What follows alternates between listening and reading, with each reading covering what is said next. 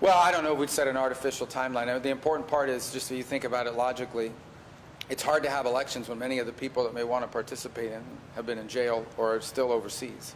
So I do think that as we enter this recovery phase, which we think I think we've done a pretty good job working with the interim authorities on the stabilization phase. You have not seen mass migration, you have not seen civil war, you have not seen violence. On the contrary, you've seen some real stability on the ground, and you've seen a growing in productivity among their key sectors.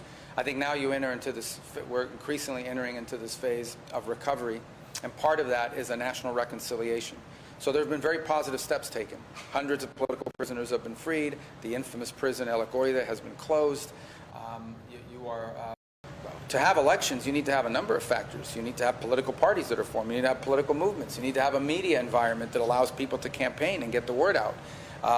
All of these things have to be in place, and you need to have candidates that can run.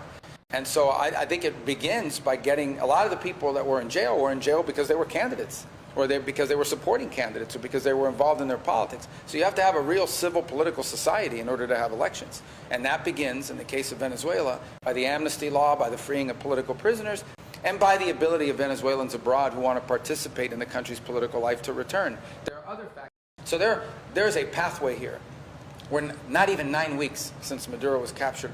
I think life in Venezuela today is not good enough, but it is substantially better than it was 9 weeks ago, where this could have gone in a very different direction. And frankly, a lot of the so-called experts on many of your outlets were predicting this is going to be catastrophic and the whole thing's going to fall apart and it's going to descend into chaos. And that has not happened.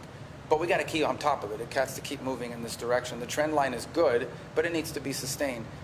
For Venezuela to achieve its potential, which means to attract the kind of investment it needs to truly rebuild its economy and achieve its potential, it will need to legitimize its government through an election.